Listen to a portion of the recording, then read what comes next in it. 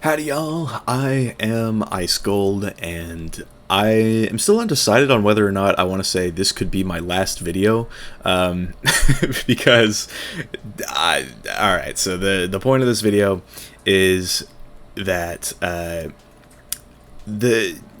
our country is less safe, and I was going to do this funny clickbait thing where I was like, this could be my last video, not because I'm quitting, but because I'm going on vacation for spring break, and I am flying to DC, so if the plane crashes like we keep seeing, then, dude, this might be my last video.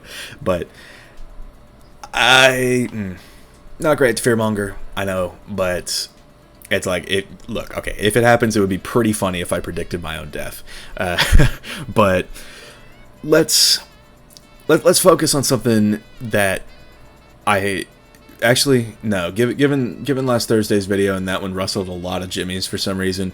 I won't say this is something we can all agree on, but it's something that I wanted to talk about nonetheless. And that is, I guess, the concept of our country being less safe and people around the world not looking to us as sort of like a beacon and like the leader of the free world, that kind of deal. And something, it's like I would have talked about this sooner, but I don't know, I was putting it off for some reason, and then I found out that the Supreme Court of the United States just legalized poop water, and I wish I was kidding. In the most recent session, there was a case where the city and county of San Francisco versus the Environmental Protection Agency. That, who knows how long that's going to last at this point, because, I mean, maybe some of y'all know, maybe some of y'all don't, but President Trump has been gutting federal organizations and that sort of deal. And that's why I make the joke about me dying in a plane crash, because that could very well happen with how, you know, the guy gutted the FAA on day one of his presidency. And then, you know, of course, a week and a half later, that plane crashed in the Potomac. And who knows, bro? Who knows? Like, look, bro, if you hear about a plane crash in DC on either the 8th of March or the 13th of March, just know that, you know, maybe your favorite Wizard101 YouTuber was writing on it and, pause, but your favorite Wizard101 YouTuber was on it and died. So how about that? That's cool. So, look, I don't actually think I'm going to die in a plane crash this week at least, but who knows, bro? Just the thought of it being more common, and I know that there's a lot of supporters of Trump that have been saying, like, oh, you know, plane crashes haven't actually gone up at all. You're just hearing more about them because the woke news media, the woke mind virus, has been publishing more about it to demonize him. And this is the one time where I hope that the woke news media is actually just fear-mongering. Because, like, dude, I'm about to go on a plane myself. So, but yeah. Anyway, back to the poop water. So, the case with the city and county of San Francisco versus the Environmental Protection Agency, and like I said, who knows when that's going to get gutted, because if the FAA can get gutted, and the National Park Service can get gutted, and all of these federal workers, like thousands of people have been laid off and fired because their organizations and their agencies, their government agencies, have been dissolved, bro. But okay, I keep getting sidetracked, bro. Let me just talk about the goddamn poop water. All right, so City and County of San Francisco versus EPA 2025. Basically, here's the simplified version.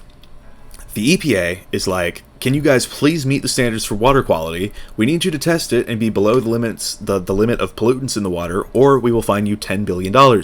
You can't dump sewage in the water. And the City and County of San Francisco were like, you literally cannot make me test the water. Like, I'm following all of the rules you have. Just sometimes the poop kind of slips in the water when we dump it. Like, we have a lot of water to deal with, you know, and some poop just gets in it. It's not our fault. And a reasonable person would look at this and be like, what the hell? What? How? No, we're going to fine you $10 billion for making people drink poop water. But Justices John Roberts, Neil Gorsuch, Clarence Thomas, and Samuel Alito, and Brett Kavanaugh as well. Amy Coney Barrett did join the 3, I guess, quote-unquote, more liberal justices in dissent. But those 5 said, with Roberts writing the majority opinion, this is kind of how it gets summed up. Literally, poop water happens. It's not in Section 803 DDC 34 CAD 34A of the Clean Water Act that you can test the poop amount. You have to just trust the poop purification process. So eat, or should I say, drink shitty, PA. And that's kind of how that went. So now there is case law. The Supreme Court of the United States, the highest court in the land, has just said poop water is a thing. That can happen. And I want to see some of the people who were here on Thursday try and defend poop water. I really challenge them to defend poop water, because, like, what the hell? And, like, look, this is just one thing, bro, because people, when things like this happen, we lose our standing in the world. I mean, I hope I've talked about Trump's tariffs at this point. I'm sure I have at some point, maybe in some MCSG video from a bit ago, but basically, he, for whatever reason, has decided to start a trade war with our 2 biggest trading partners, Canada and Mexico. And I don't know, bro, like, people are trying to justify it, saying it's patriotic to pay more under this president. That is a real thing that I've seen. Dude, my buddy just sent me Freddy Fazbear looking at me and, like, rubbing his hands together. I don't know how to feel about that. I'm just gonna send him the fucking Marge Fuda picture again. Hold on. Save. Oh god, now it's on my phone. Alright, there we go. Anyway. So, after that trade war thing happened, dude, I mean, I don't get that, because it's driving prices up, and Canada and Mexico like us less. Like, people, like the right-wing party in Canada has recently taken power, I want to say. They've won seats in Parliament, that type of deal. And, like, they're a right-wing government, and America is now a right-wing government. And they are at odds with us about it. It's like they might be in the same camp ideologically, but they still know that they don't want to be annexed by the United States. They don't like this idea of a trade war. And, you know, it's like, and Mexico has been doing their own thing too. I mean, their president has like an 80% approval rating, and she is really, like, she's kind of been hard on Trump about it, and, like, as she should be. And so we're just sort of here where worldwide people are losing trust in us, and I think that is a really bad thing. I mean, personally, I think that we should try to maintain our standing in the world, but dude, maybe that's just me. Maybe I'm just part of the woke mob, as I was called on Thursday.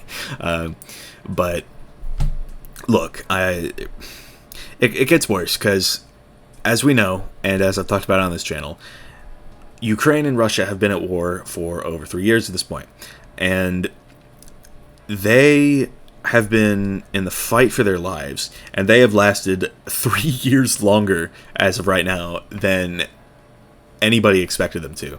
I mean, they have been like a much smaller country fighting against a country with like 10 times the military, that type of deal. And they have been doing a really good job, and their president Zelensky has really been holding the line, and, you know, defending his country and his people. And I've talked about this before on the channel, where it's like sending Ukraine aid is good, actually, because it allows us as Americans to remain in good standing with the democracies of the world. And it's my understanding that Trump and his administration would rather ally with Vladimir Putin. And personally, like, after 2016, I would maybe be able to play devil's advocate here and say, like, oh, you know, Trump wants to be friends with a country that's historically been our enemy, that's become stronger in recent years. But now it's like, why would you want to be best buds with a country that has taken 3 years as of right now and still has not made any meaningful gains into Ukraine. A much smaller nation with like 10 times fewer in terms of military strength. I don't get it, bro. Like, make it make sense. It's like, I can't even play devil's advocate on that one because that is just poor military strategy. And it makes no sense to me. And like, on top of that, he's destroying our standing in the world with other democracies. And he is like actively making life worse with like his Supreme Court appointees and the whole poop water thing that I was talking about earlier. So it's like, oh, and I haven't even, dude, I've gotten so sidetracked, I haven't even talked about the main reason why I'm talking about this. So Zelensky came to the White House and met with Trump and Vice President J.D. Vance, of whom I have a large collection of images that have been edited to make him look fatter and comically different, and I really, really love them. They've been my favorite thing about the new administration so far. So Zelensky met with them, and he kept himself, calm and collected for a while, but then, to absolutely nobody's surprise, Trump and Vance were wanting him to acquiesce to Putin and give up land. And Zelensky is like, those are my people. No. And then Trump and Vance didn't like that, and so a shouting match ensued. And so, yeah, now it's like U.S. aid to Ukraine has been paused, and oh, my video just finished rendering. Cool. But yeah, U.S. aid to Ukraine has been paused, and I do think that Ukraine can keep fighting for a while. But as I've said before on this channel, if they go down, Putin is going to want Poland next. And once that happens, and it will, if Ukraine falls, which is why Ukraine needs to not fall, so that way we can keep Putin and his dictatorial impulses in check, we don't want World War III. And if Poland gets attacked, that's what starts. So we have, it is in our best interest to help Ukraine defend itself. The way that Biden was going about it, he was sending Ukraine aid. He was creating jobs here in America, by the way. Like, a lot of manufacturing jobs were created because of this. Like, it was like bro, I mean, that in its own right created so many jobs. Just giving Ukraine aid without actually sending in troops. We were making money off of a war that we weren't even directly participating in. And that, I think, was really, really great. But if aid stops and Ukraine falls as a result of it in however many, months, maybe even years, then we have a problem. Because if NATO goes to war with Russia, then we have World War III. And in the current timeline, that's what I think is going to happen. It might be 2026, it might be 2027, but I think it's going to start, and that's where we're at. That's where we're at. And Trump and his team, they're trying to ally with Russia and pull out of NATO, is what I think his plan is here. So that way, if and when World War III does start, we aren't directly involved with it, but rather we sit by and watch it unfold. And it's just gonna be such a massive shit show. It's like, that's the best possible outcome. The worst possible outcome is we join with Russia and fight Europe in World War III. And I mean, dude, we need to cancel April Fool's Day at this point, because nothing can top reality in terms of how goofy things are right now. I don't know, bro. We are hurtling towards a third world war, and a lot of people just don't seem to know that, and that's a problem. So, yeah, man, I don't know. There's a lot that I could talk about, but basically the main gist of this video is we are not in as good of a standing with the rest of the world in a time where we really need to be. We need to be the leaders of democracy in the world. So that way, people like Putin are less inclined to get bold and try and start World War III. It's like our standing has directly helped with preventing world wars up to this point. And I think NATO and the UN... By the way, Trump has taken us out of the UN and the Paris Climate Agreement, just like... Well, he didn't take us out of the UN, I think, in his first term, but he did take us out of the Paris Climate Agreement in 2017. And then we rejoined it with Biden and then left it again.